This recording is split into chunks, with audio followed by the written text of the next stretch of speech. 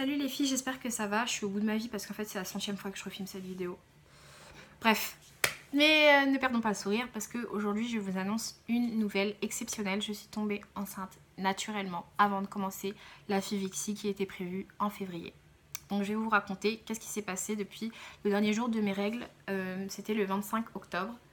J'avais eu 4 jours de règles classiques. Je venais de rentrer de vacances avec ma mère. Où j'étais en vacances avec ma mère.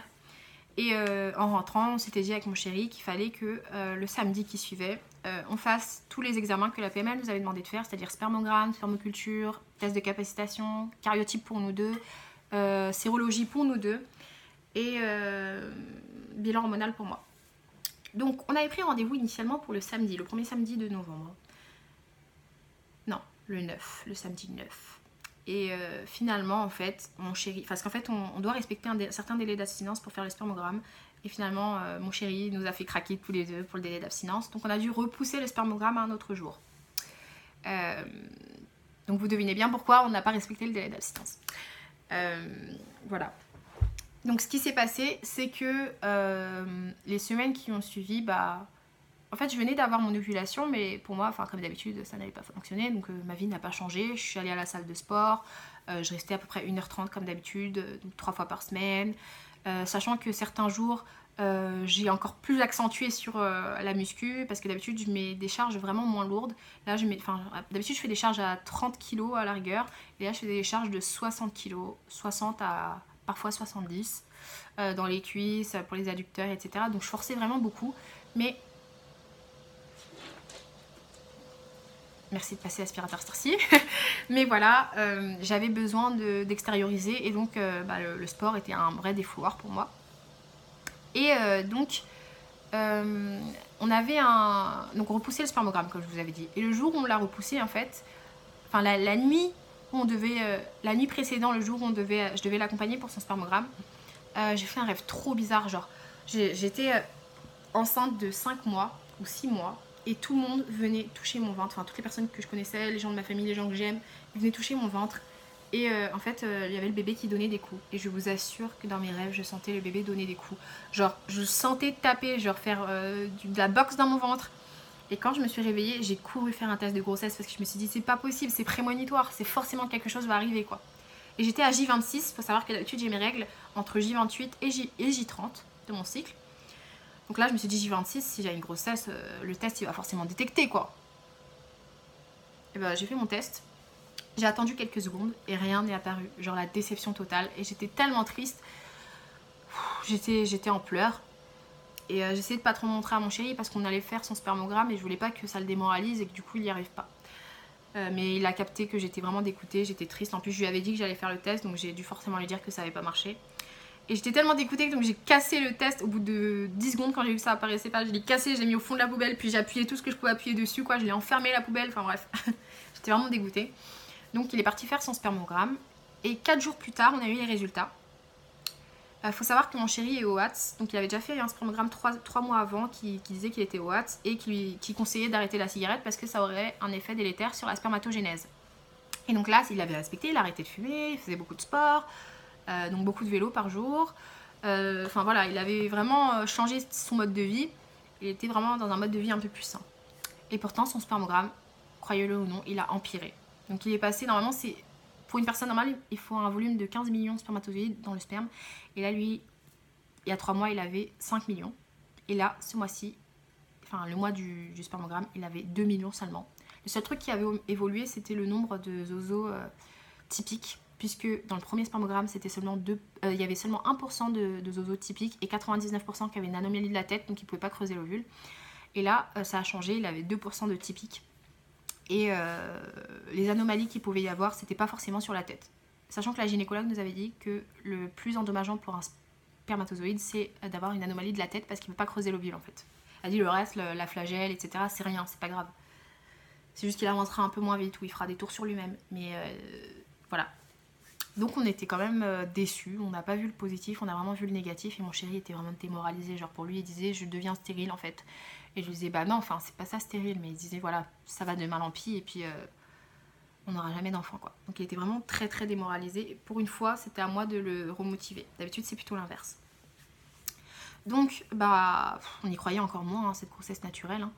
Je suis partie en week-end avec ma famille et puis pendant tout le trajet j'étais en Flixbus. J'avais comme des bulles dans mon ventre, genre des bulles qui semblaient me dire il y a quelque chose qui se passe dans ton ventre, mais comme si tu devais aller aux toilettes pour péter, pour extérioriser, mais en fait rien ne sortait. Et pendant le week-end, bah, j'ai eu... en fait, il faut savoir qu'en fin de cycle, normalement quand je vais avoir mes règles, j'ai de la diarrhée. C'est toujours comme ça. Donc là, bah, je suis chez mon père, etc. J'ai eu ma diarrhée, je me suis dit c'est bizarre, d'habitude j'ai du sang avec... Enfin, pourquoi c'est pas venu? Bon, ça va peut-être arriver, je me fais pas de soucis, je vais pas être trop heureuse, trop joyeuse pour rien. Et j'ai attendu. Avant de m'inquiéter, j'ai attendu, hein.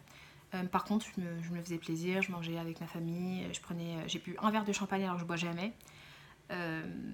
Voilà, j'étais pas plus stressée que ça en fait. C'est juste que j'avais des insomnies, mais ça m'arrive de temps en temps, donc je me faisais pas de soucis. Pour moi, c'était pas forcément un signe de grossesse. Je me disais plutôt, c'est genre normalement t'es fatiguée tout le temps, ce que j'entendais.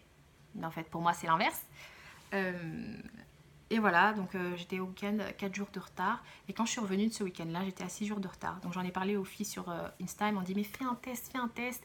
Et je m'étais dit non, je veux pas être déçue, autant attendre le samedi pour voir s'il y a quelque chose de positif.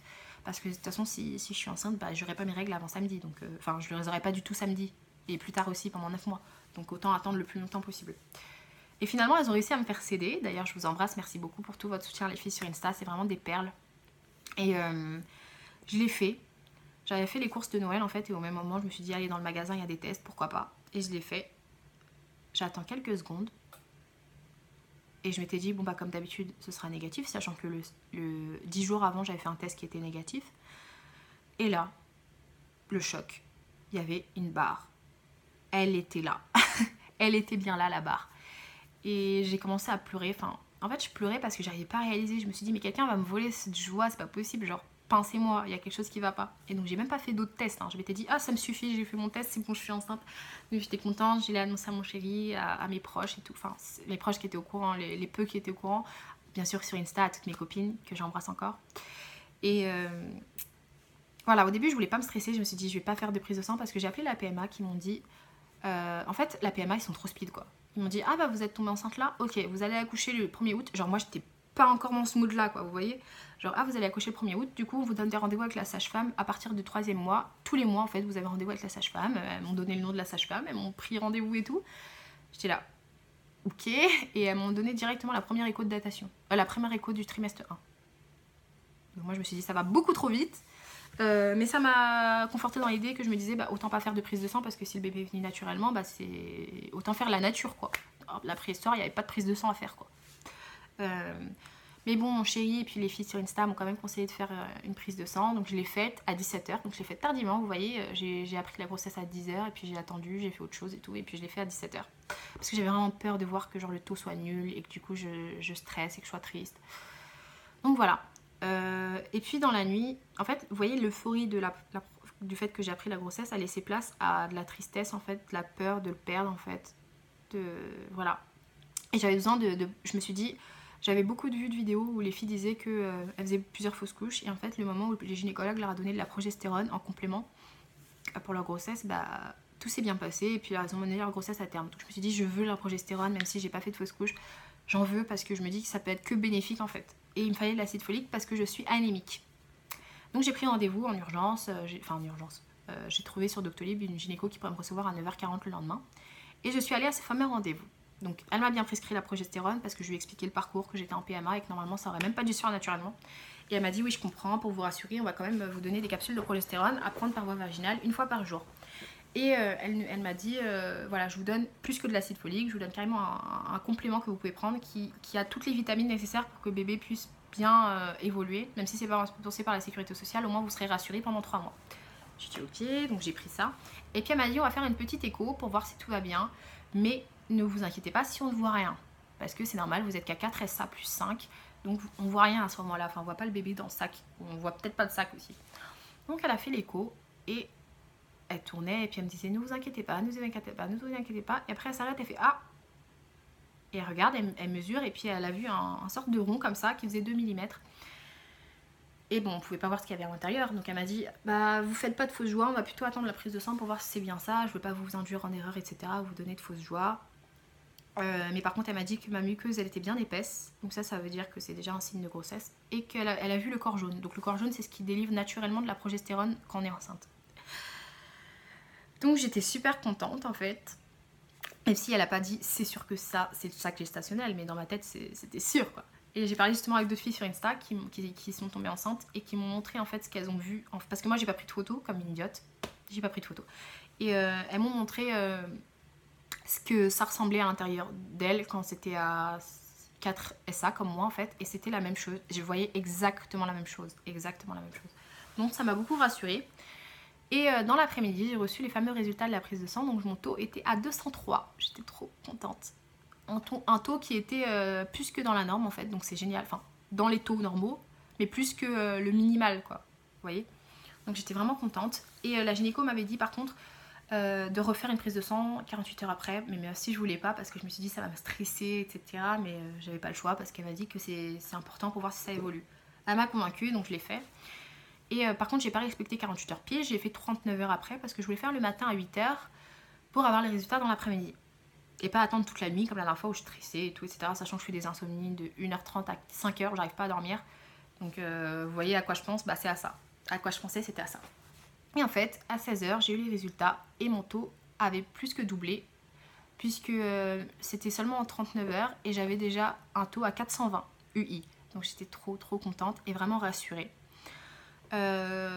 Pour celles qui se demandent voilà, comment je l'ai appris, bah, en réalité j'avais juste mon absence de règles, j'avais pas de symptômes particuliers en fait, pas du tout. Pas de symptômes qui changent de d'habitude. On va dire que, il paraît que, enfin, dans mon cas par exemple, mes symptômes de règles sont les mêmes que les symptômes de grossesse. Donc du coup, je laisse tomber, je me psychote pas. Je laisse tomber et je me dis si mes règles viennent pas, c'est ça il y a un truc que je dis souvent sur Insta, c'est que le meilleur test de grossesse c'est vos règles. Donc voilà. Donc c'est le premier signe qui m'a alertée, mais sinon à part ça je m'en serais même pas rendu compte en fait. Donc voilà, ce qui s'est passé aussi, c'est que ce qui aurait pu me mettre la puce à l'oreille par contre c'est mes glaires, parce que quand je suis en fin de cycle et que je vais avoir mes règles, j'ai des glaires très sèches. Donc du coup normalement c'est la période sèche, comme on appelle ça mon chéri. Et là j'avais des glaires abondantes et fluides, comme si j'étais encore dans la phase d'ovulation. Et ça je m'en étais pas rendu compte, je m'en suis rendu compte seulement la nuit avant de faire le test. Je me suis rendu compte que j'avais un peu cette sensation d'être un petit peu mouillée, enfin pas mouillée mais cette sensation voilà, que je n'ai pas normalement en fin de règle. Enfin si, c'est quand même une sensation un peu d'être mouillée.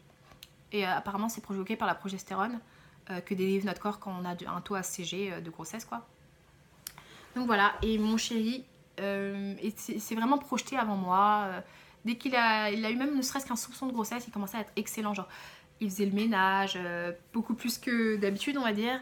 Il s'occupait vraiment beaucoup de moi. Il voulait porter toutes les charges lourdes des courses. Enfin, voilà, il était vraiment... il l'est toujours d'ailleurs, un amour.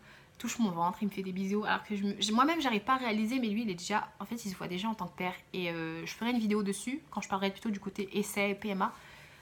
Mais je pensais vraiment que l'homme avait plus de mal à se projeter. Vous voyez, même ne serait-ce que dans les essais, ne serait-ce que dans la grossesse et tout. Et là, je vous assure qu'il se projette beaucoup plus que moi. Beaucoup plus que moi. Donc voilà, je vous ferai peut-être une autre vidéo pour pouvoir parler vraiment, à proprement parler de mes symptômes de grossesse que j'ai eu après avoir connaissance de la grossesse. Donc plus j'évolue, plus j'ai connaissance de ça. Mais pour vous spoiler un peu, je suis très étourdie. Je vous dirai dans une autre vidéo du coup qu'est-ce qui m'est arrivé entre temps comme étourderie, comme problèmes qui sont liés au fait que je suis très tête en l'air maintenant. Et voilà, et pour finir dans cette vidéo, je voulais vraiment vous dire que il fallait vraiment pas perdre espoir, parce que ce mois-ci, il n'y a rien eu de différent que les autres mois. C'est-à-dire que je ne sais pas pourquoi ça a marché, alors que tout semblait indiquer le contraire. Le seul truc, c'est qu'on avait vraiment fait le deuil d'une grossesse naturelle, mais on y pensait, enfin moi personnellement, j'y pensais quand même tous les jours. Donc je me disais, j'y pense, ça va arriver, mais par la PMA, pas naturellement. Donc peut-être que c'est ça qui a favorisé, peut-être que c'est le fait que mon chéri a arrêté la cigarette, même si ça s'est pas vu dans le spermogramme. Peut-être que c'était juste parce que... Enfin, j'en suis sûre même que le jour de fécondation, ça a été le jour où on a repoussé le spermogramme. Mais dites-vous que ça aurait pu être à un oui ou un non près, on n'aurait pas pu avoir cet enfant-là, vous voyez. Donc dites-vous que les miracles, ça existe et que c'est pas votre faute si ça ne vient pas. C'est pas du tout votre faute, genre. Et même si ça vient, en fait, c'est même pas votre faute parce qu'en fait, ça vient tout seul et c'est un miracle. Vous voyez ce que je veux dire? On a tellement attendu ça que c'est un miracle. Il faut le voir vraiment comme ça, comme quelque chose de miraculeux, parce que il y a quelque chose qui m'a vraiment dépassée ce mois-ci, c'est que j'ai vraiment fait plus n'importe quoi que les autres mois. C'est-à-dire beaucoup de sport, charge lourde, du vin, du champagne, du saucisson, enfin vous voyez, beaucoup de fromage cru, enfin plus que d'habitude en fait, et ça a quand même pris. Donc voilà, je vous dirais juste de garder espoir. Et franchement, je suis de tout cœur avec vous. C'est pour ça que je continuerai à faire des vidéos un peu pour parler de la PMA et de mon expérience. Pour que toutes les personnes qui sont toujours en essai puissent voir que c'est possible. Même si on s'y attend pas, c'est possible de tomber enceinte naturellement. Après, moi, mon chéri, il est au Axe. Et moi, j'avais pas forcément de problème. Mais c'est aussi le cas inverse. Ça se trouve, vous pouvez être OPK, vous pouvez avoir une insuffisance ovarienne, enfin plein de trucs comme ça. Et pourtant, ça se trouve, ça peut venir tout seul et vous en savez rien. Même le corps médical, ça les dépasse. Vous voyez ce que je veux dire? La gynéco, elle était très surprise quand je lui ai dit les résultats du spermogramme, que ça ait marché, excusez-moi. À chaque fois que je tousse, j'ai trop peur que genre... vous voyez, je tousse et le bébé... Bref, il faut vraiment que j'arrête la vidéo parce que je pars un peu dans tous les sens. Donc du coup, j'espère que cette vidéo va s'enregistrer. Je prie avec moi, s'il vous plaît, pour que je puisse vous la publier. Mais si vous la voyez, c'est que c'est le cas. Voilà, je réenregistre pas, sinon j'en ai marre. Ça fait que 5 fois que je réenregistre. Donc voilà, je vous fais de gros bisous et je vous fais une autre vidéo pour vous parler donc du coup des symptômes et puis la suite de la grossesse. Voilà, bisous!